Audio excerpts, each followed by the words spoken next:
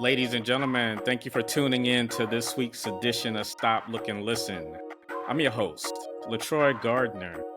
This week, we have a special guest. We have talent manager, entrepreneur, life coach, actor. We have Nelson Paredez Parks. Welcome to the show, Nelson. Awesome. Well, thank you so much. I think the actor was more when I was a kid Uh-huh. and teen. For years now, I've really been on the total other side of the business. But just to give you a little background on myself, I started.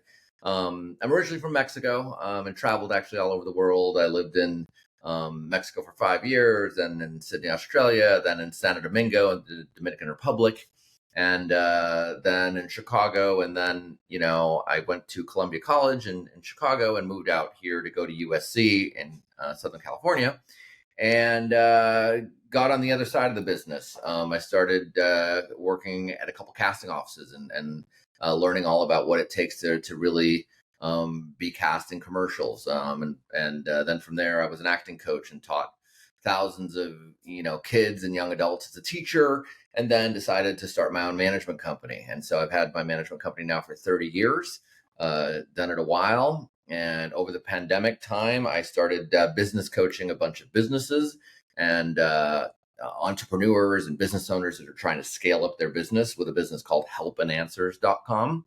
So I've always had my hand in a lot of different things. I've found that the recipe to my success generally has been I thrive, like working on one project helps me build that other project. And if I was just doing one thing, I think I would go stir crazy. So for me, I've found that the best recipe for my success has been having my hand in a couple different things, because creatively one project helps the other. Right.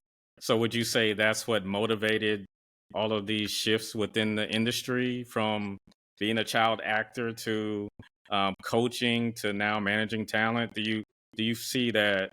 I guess as an actor, you might have noticed what was missing on the management side, and then or the coaching side, and you was like, maybe I need to apply my knowledge to help others, and just Yeah, I mean, I continue. think I've always wanted to help others. I think for me, being in front of the camera at first, it was enjoyable as like a teen and young adult to start with, but I would forget all my lines. So to be fully transparent, it's like I would get on set and I had a script to memorize, and when I used to have a manager, my manager would say, "Go to acting class, go to acting class," and I actually didn't love going to my classes. So at some point, I kind of had a aha moment, and I said, I think I'm pursuing this for the wrong reasons. I think let me get on the other side. And I've always been an entrepreneur. I mean, I had my own business at the age of 17. I was I had a lawn mowing business and then a snow blowing business, and so I was always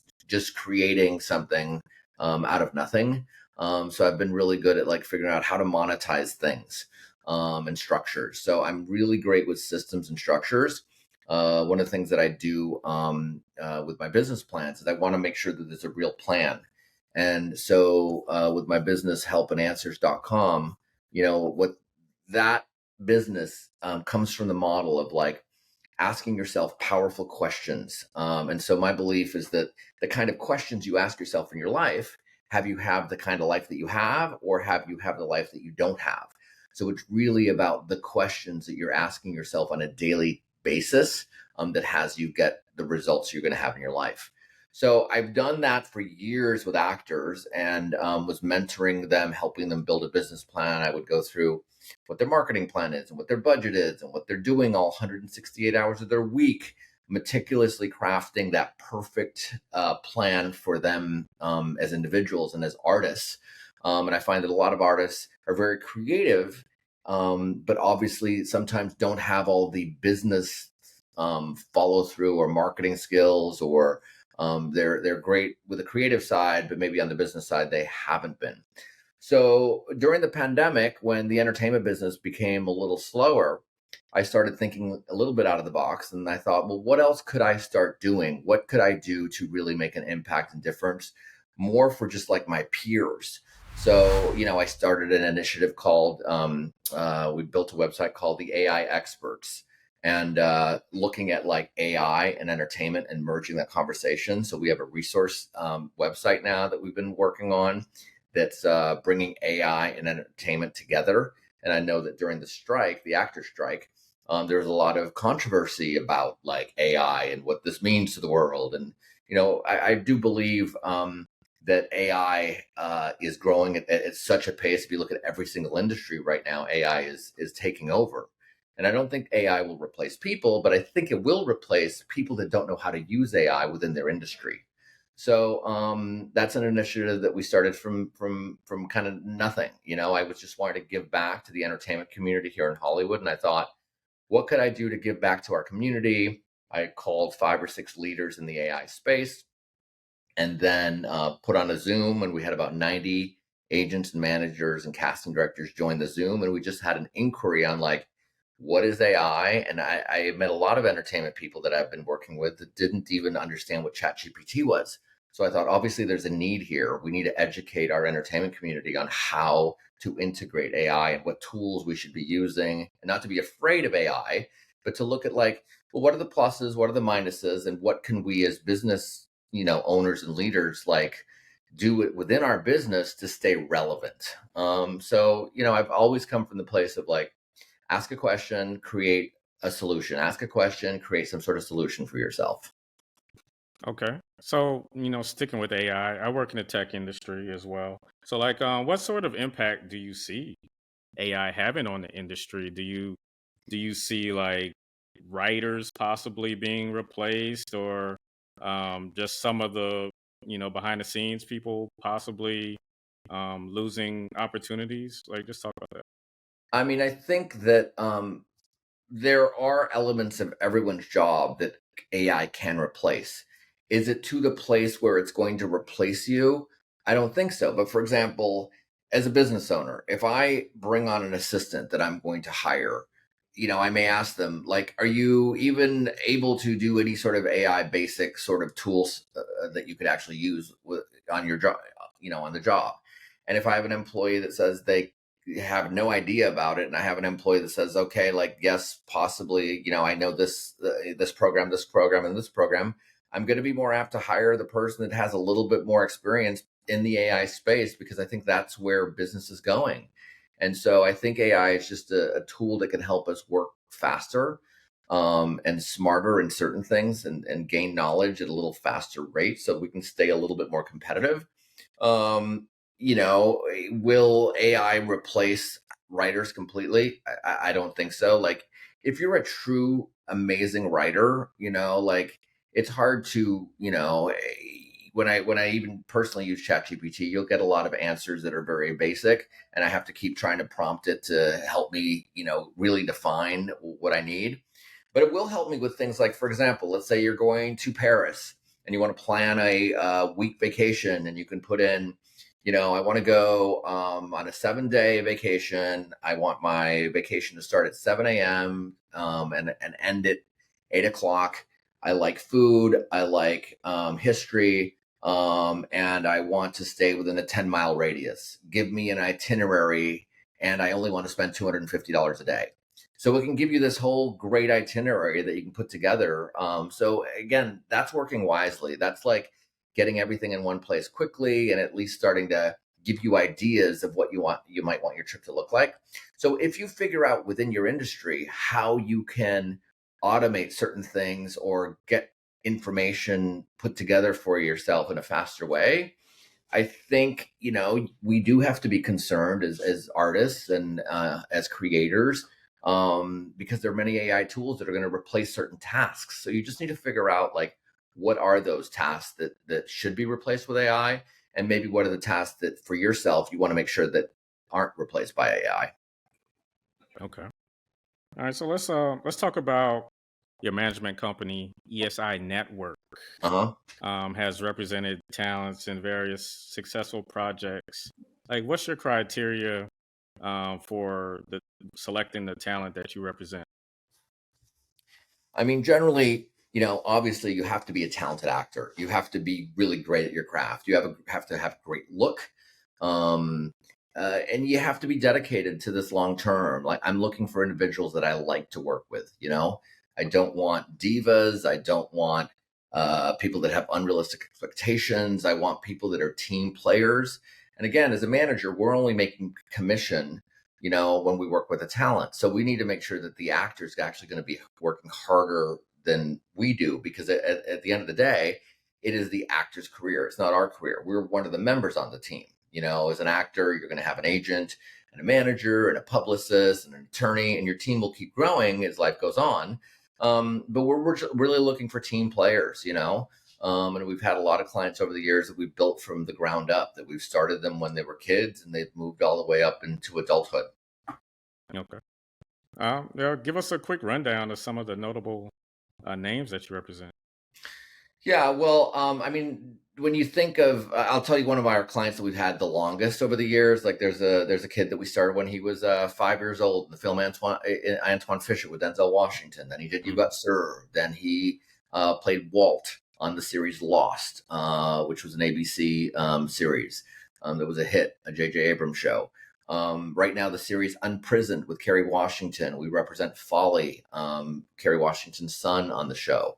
The show Mixed-ish, that was a hit, like in the Blackish family. We represented the main kid, Ethan, on that series. The series All That, which was a Nickelodeon series. We had 2 series regulars on that series. Aria Brooks and Reese Cadell. And so the list could go on and on and on, but we've built a lot of clients from the ground up. Hunter Cloudis from the series All American. So we like to find great quality talent and mentor them, develop them, and really get them to that next level of their career. Again, this is not an overnight thing at all.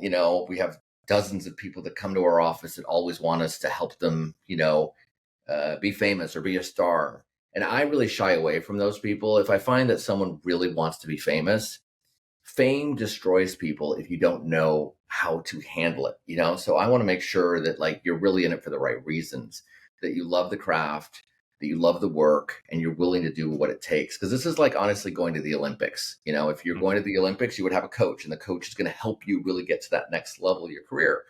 And some actors will come into our office and honestly, they just have very unrealistic expectations of what they want to try to do. They think that, they're going to be walking down red carpets and it's all glamorous and all.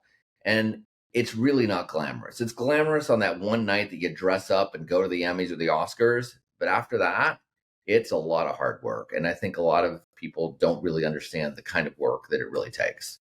Yeah. And we've heard on numerous occasions, the curse of the kid stars. So just the fact that you're taking that on as your primary talent source.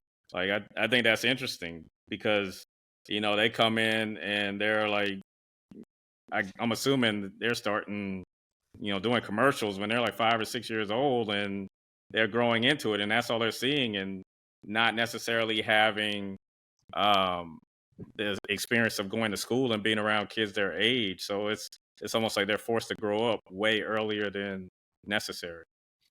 Yeah, realistically, we want kids to stay normal. We want them to have a good childhood growing up. We want to make sure that they're keeping good grades in school. And the parents to just make this process fun. Those are generally the kids who are going to get the best results, So you just want to treat this like a fun activity. One of the things that we do with any new client that comes in our office is we'll have a parent orientation.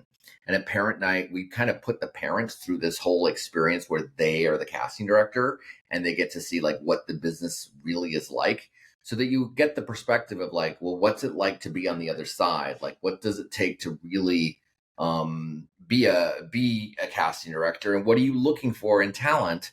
And the do's and don'ts, so that you really know how to work with your agent and manager. So we found that that's been a very effective structure to really mentor people and get them to that next level of their career. Right. So would you say that managing the parents is more of a task than the actors themselves?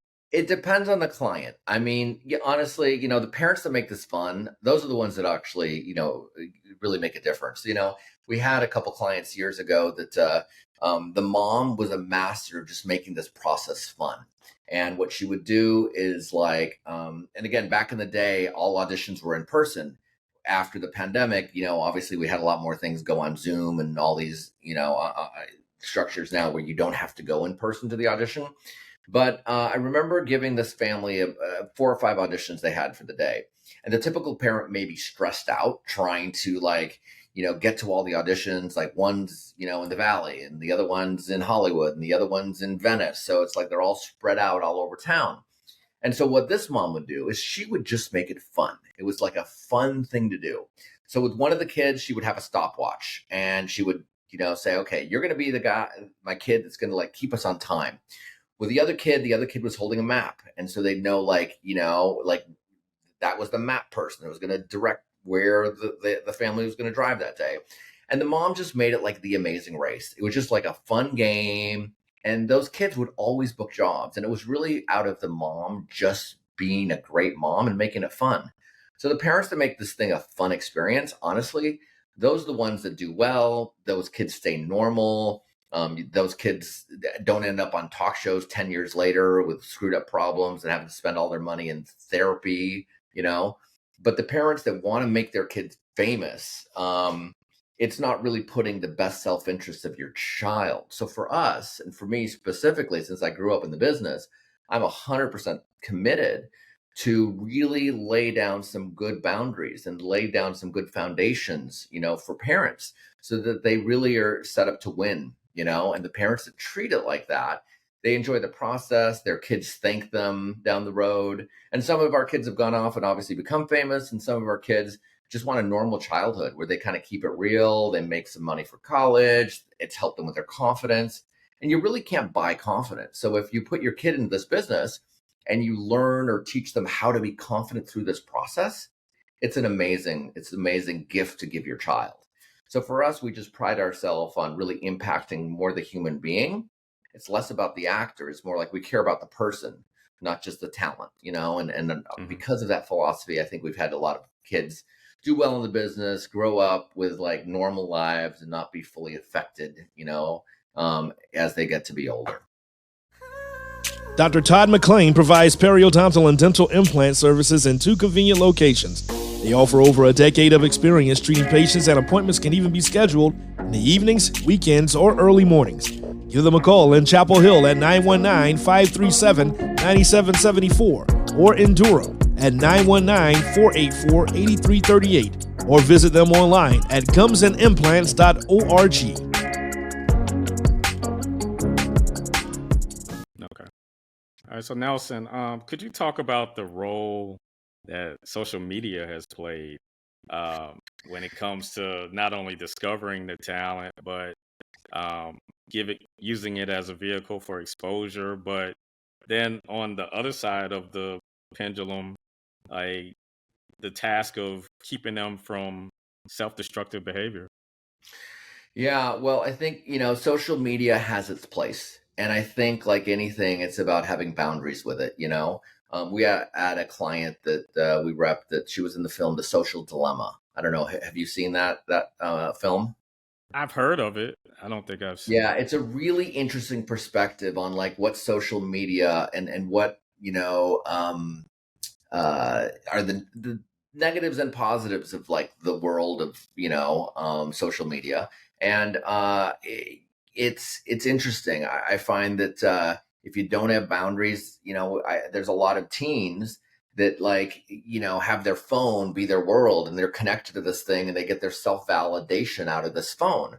And so it's important to if you're going to use social media, which I think we nowadays need to continue using to really impact and get a career to the next level. I have actors that say to me, Nelson, I don't want to use social media at all. They know that it's not good for them and they'd rather not use it as a tool. And then I have clients that are willing to do it. But with those clients, I'll say, listen, let's have some boundaries on it. Say, okay, 20 minutes a day. And it's important just not to compare yourself, So I see a lot of our young teens scrolling through, they get hooked with it. And then they're comparing themselves to like, oh, this girl's lifestyle or what they look like or comparing themselves. So I think that's where we get in trouble. I think when it's a positive thing, it's like when you use it to send a message out about your brand, but you don't get hooked by reeling down this endless scrolling thing that you do all day. So it's setting your boundaries and just say, okay, 20 minutes a day, I'm going to allow myself to do this as a tool to network and meet other people and connect with others and see kind of what, people are up to, and to be creative. We have various people that we represent on the brand side, that they're social media influencers, and they make, sizable income from that sort of structure. So for them, it's how they make their income. So I see that happening more and more and more now. So it is an important tool to use, but again, I'm going to say boundaries, boundaries, boundaries. Right. All right. So your work has been featured on platforms such as Access Hollywood and E. Like, how do you leverage media exposure to elevate your clients' careers? And what advice do Well, you have for those it's funny. talents? Probably in my 20s, that's when I was first interviewed on Access Hollywood, and I was in the media a little bit more. And honestly, the last 25 years of my career, I've personally stayed away from it. But now I'm actually entering a new phase where I just feel like it's time to kind of share my story and share with others a little bit my journey, because I think, it helps mentor kind of the future generations. But I've used media for all of my successful clients. They all have a publicist, and so we work hand in hand with a publicist to help craft what are those perfect branding moments and messages to get the word out on a talent. So I think it's just it's about staying authentic with your brand.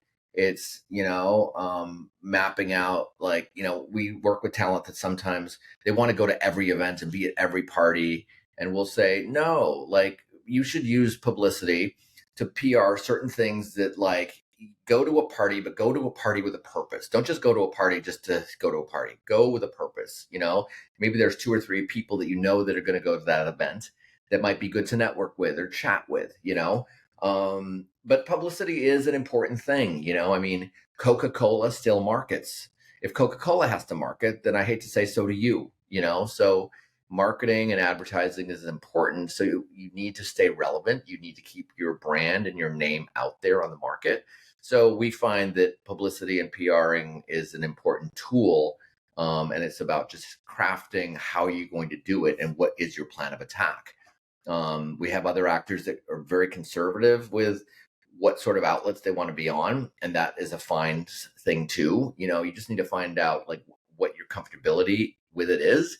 One of the things that I do is I'll do some media training and media coaching with clients to make sure they're prepared, so they're a little bit more prepared for their interviews. So that's something that, like, as you're growing with your career, you want to know, like, how do you go to a red carpet? What do you do? How do you pose? How do you connect with, whoever's interviewing you? So we'll do that sort of training to make sure our client is a little more prepared for the media. Okay. What trends do you foresee shaping the entertainment industry, particularly in terms of talent management? Well, honestly, right now, I think the models are really kind of all over the place. And I think we're kind of going through, there's a lot of change in the industry. We used to have this typical pilot season that we'd have every year, like in February and March and April. And we are not seeing that right now. I mean, we'd had this actor strike, and we thought that there were going to be tons of shows coming out, that with new shows getting cast. But I think studios and networks are getting a little bit more, clear and specific with what they're doing. They're looking at their budgets more. They're not writing like as many series regulars on one series. So I think the commercial business changed years ago. There were years ago you could work on a commercial and make $100,000-$200,000 on a spot. Nowadays that doesn't happen. So I think the models are really changing. So I think what I would say is, an artist needs to now think like an entrepreneur. You need to think, how else can you monetize? What else can you do? Can you do podcasts? Can you be a public speaker speaking somewhere to share your message? Do you have any sort of other structures that you've built online, that are income generative for yourself? So I think the business is changing, and gone are the days that you could just be an actor and just wait for your agent or manager to call you with an opportunity. You got to get out there and network, Some people don't like that word. I don't see networking the way networking normally sounds. I see it like just like make friends, go connect and connect with more friends and find how you can, vibe and connect a little bit more. So I think we're in the age of artists need to think as entrepreneurs. Right. Yeah, that's a great point. Now, I definitely agree with what you're saying when it comes to the talent having multiple, revenue streams or um, skill sets. But I'll say from a consumer side, it's almost like it seems like there's more opportunities than ever because when I turn on the TV, you have a million streaming platforms. You have cable. You still, can go to the movies. So explain that. Yes, Talk to me about that. yes, but Because this is the thing. This now is a global economy. uh huh. So there are people competing from all over the world now, especially before. Before you were an actor, you go to LA, you go to New York, look, those are your markets. Now it's like you're competing with people from Australia and from London and from really all over the world. So yes, you're seeing a lot of shows, but you also have a lot of shows that are shooting in foreign countries, and then they're dubbing the English into the show, and that they're not American shows. Hmm. So you see a lot of yes, there is content out there, but I think content is getting more specific. And again, you're up against a much bigger, like, I don't remember exactly what the quote was, but something to the fact that, like, when you graduate high school or something, they ask the average high school, what do you want to do when you grow up? And the answer is like, I want to be famous. So it's like there's so many people that just want this, they want to be in the public eye. So the competition is like everyone under the sun wakes up and says they want to be an actor or they want to be an influencer. So I think we're just up to, we just have a much bigger market now, in the sense of there's just more people competing for every spot on every series. So I think it has become more and more competitive. You have to be really great at your craft, and realize that this is like going to the Olympics. This does not happen overnight, and you have to enjoy the journey. And you have to be an interesting person. You have to have a lot other things to, when you go to an audition, you need to be able to like just communicate and show them that you're a really interesting human being, and really how do you set yourself aside or apart from some other actor that's auditioning for the role. Okay. Um. Yeah. So does that sort of open up? Like, have you tapped into the global economy or the wealth of talent internationally, or is your focus primarily here in North Our America? focus is around the US market pretty much. We have clients that live in New York, Atlanta, Texas, Seattle, San Francisco. I mean, pretty much everywhere. And our roster's gotten a little smaller. So we're a little bit more specific on the people that we're repping. Personally, I've actually been building, my help and answers business a lot more as well during this time, because I've realized that, I've been managing talent for 30 years now. So I can honestly do it with my eyes closed a little bit. So, I've also personally been expanding to the other brands and things that I'm building. And again, help and answer is the hat I'm wearing here. Yeah. My concept is that, again, that you have the kind of life you have, depending on the questions that you ask yourself or don't ask yourself in your life. So I've been really business coaching a bunch of businesses and using the same skills that I helped actors with, but I'm actually helping larger organizations now to really kind of think out of the box. And I personally have a plan right now that helps you go through, I have a 12-week program, and each week kind of goes through, like, week number 1 is about like really getting to know the person or the company, then getting clear on your vision, your dreams. Then we talk about your habits and your goals and routines on a day-to-day basis. We actually then break down your time. We want to understand, what are you doing all 168 hours of your week as a business owner? And we make sure that there's like a through line to what it is that you're trying to do. I find that, obviously every company in America has a business plan, but many people don't have business plans. So my thought has been like, well, you are actually a lot more important than a company. So if a company has a business plan, then so should you. So what we do is we custom design a business plan that works for your brand or your messaging. And we come up with a system to make sure that you're thriving and you're scaling your life up, each year or each month, to better and better heights. So I'm really enjoying doing that mentoring with solo entrepreneurs and also business owners that have employees, because I see there's a huge need for that, to really analyze everything in your life, including we go through all your spaces. We look at, like, are your spaces working for you? How's the space in your car? How's your space at home? How's your space? How's your digital space? Like, do you have that managed well? So I've been getting a lot of value from helping people do that. And again, that's why the brand is called helpandanswers.com. Okay. Well, definitely talk about some of the similarities from, ESI to the work you're doing with Help and Answers.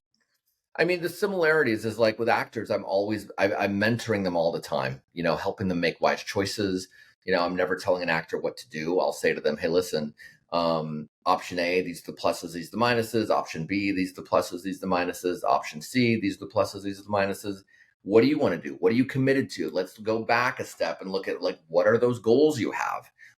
What is the vision of what you see happening this year? Like, how do we get there? So we really want to help just develop that plan for you, and then help expand your network, and expand your confidence in what you're doing, and making sure that you're really, impacting people. So at the end of the day, both, what I've done with the ESI network and now Help and Answers, it's like I'm committed to impacting people's lives and making them thrive and get to the next level of where they're at in life. Okay. All right. So touch on a few of your other businesses, Talent Plan and Rise Up Entertainment. Well, Talent Plan was a business that I had a partner with, and I don't have interest in that business anymore. It was a great venture that I learned a lot. It was a celebrity lookalike company that I believe is still in existence. So I partnered with a guy that ran that company, and again, very successful business that he's continued.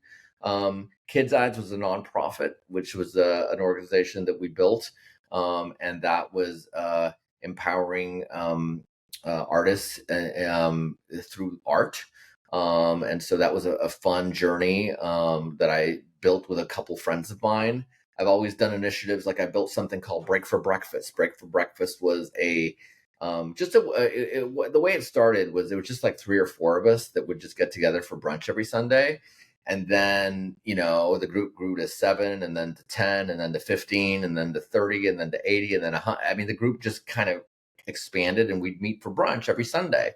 And it was a great way to network and meet people, So I'm always looking at, connecting with more and more people. Right now I'm developing a mastermind right now that I'll be putting together. So I'm always creating and developing new things to make sure that the people in my life, I'm helping them grow and impact. So yeah, this is just how I live my life always. Mm-hmm. All right. So, like, what do you find most rewarding in your career? What do I find most rewarding in my career?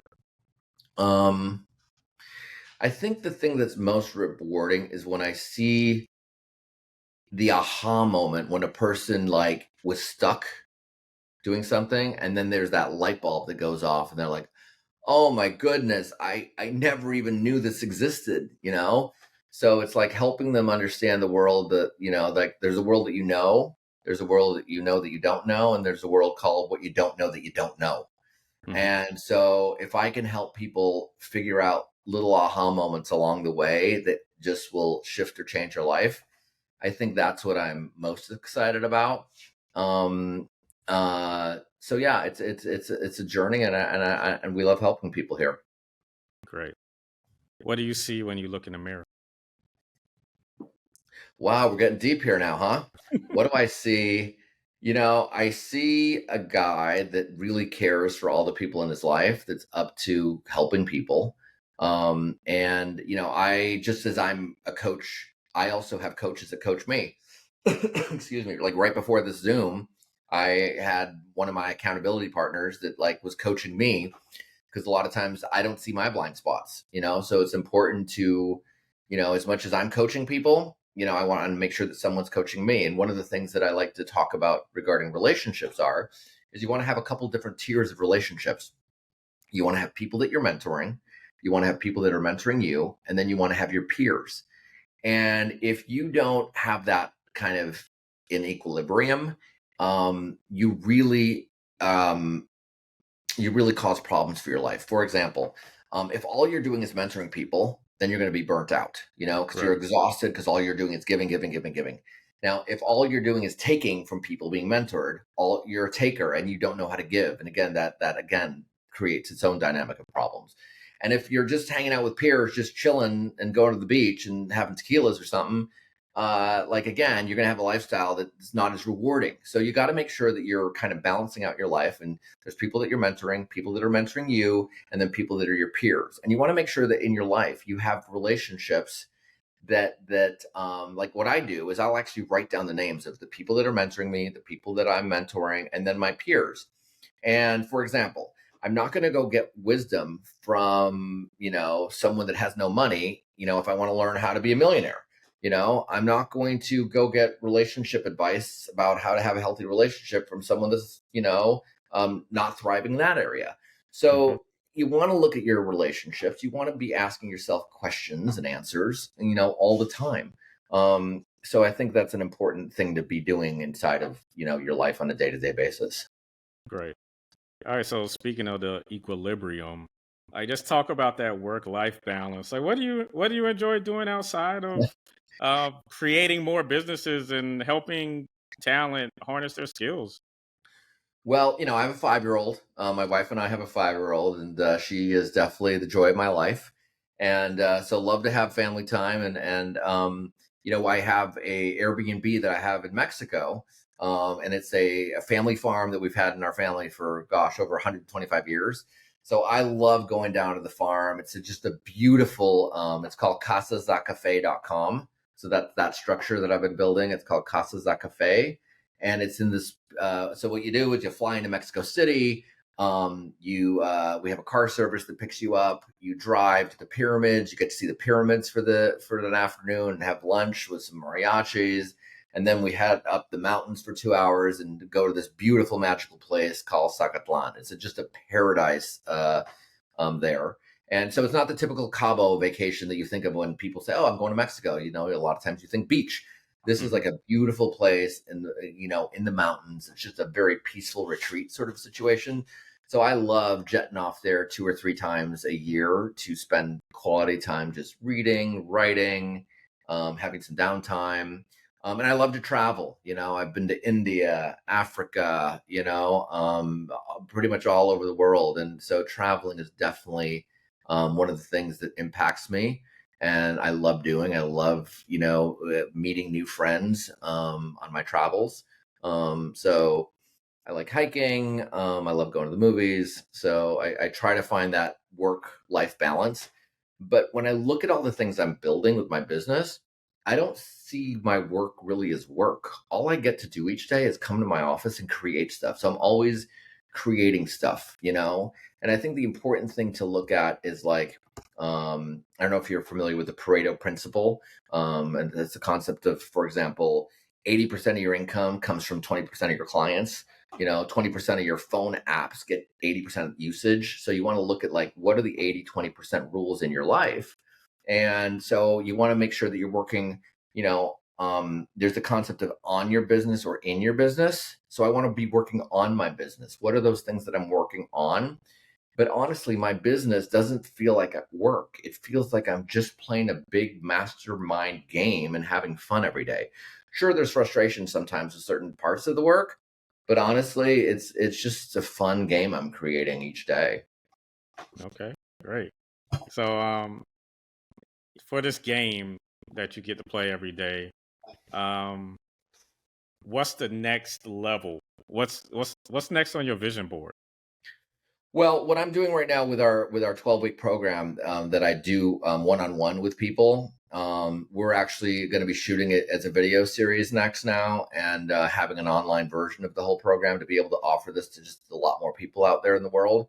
So I'm designing that right now, and also designing another site called kidsontv.com, which is an educational site that's going to be providing information to middle America on how to get into the without spending thousands of dollars and without being scammed by, certain people that are out there like just looking for your money. So we're creating a reasonable priced program to make sure that you're educated as a parent. So all the many years of trials and errors that I've learned as a talent manager and all the thousands of actors I've helped, I want to make sure that I'm giving back and teaching people how to get in the business, but making sure that you're doing it for the right reasons. Okay. All right. So, Nelson, as we prepare to close, definitely plug Helping Answers and, where we can find you on social and all of the other projects you have on your lap at the moment. Yeah, my Instagram is Nelson Paredez Parks. So again, it's at Nelson Paredez Parks. And again, my company is the ESI Network for Talent Management. And again, Helping Answers for clients that are interested in business coaching and really scaling up their business and life. So thank you so much for having me on today. I really appreciate your time, and love to join you in the future on some other podcast that you put together. Oh, no doubt. And I mean, definitely, leave us with some parting words. I mean, you're a life coach with Helping Answers, so leave us with some parting words to. I think the parting words are: ask yourself daily questions in your life. Ask yourself deeper questions. Ask yourself meaningful questions. Ask the people in your life more questions. If there's anything to spend your time doing, is like, getting deep with yourself and putting a mirror to your face each day and going like, how do I do this? How can I figure out how to do that? I think that is a super important thing to do. And just always thinking out of the box. One story I want to share with you just about thinking out of the box. For example, we were during the pandemic, we were looking at like, what do we do during our downtime?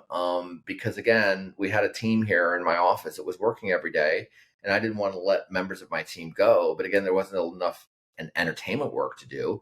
So again, we were thinking out of the box. We were asking ourselves questions. And I met with a friend of mine, and he said, hey, I need help marketing a book.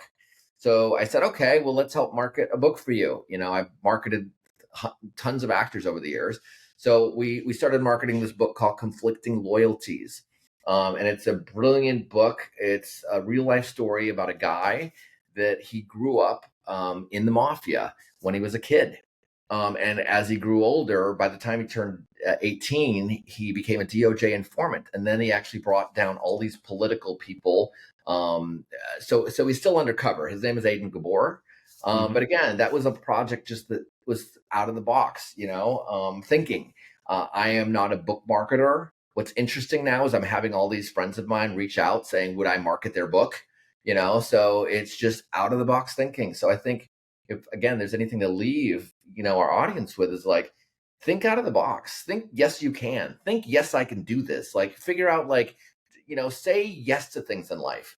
I went to a Tony Robbins seminar years ago. And one of the things, an exercise that I had to do from that workshop is for a week, I had to say yes to everything in my life. And so in one day, I got this random phone call from my brother's real estate agent. And he said, do you want to buy the house? And I said, yes, because I knew my assignment was I just had to say yes.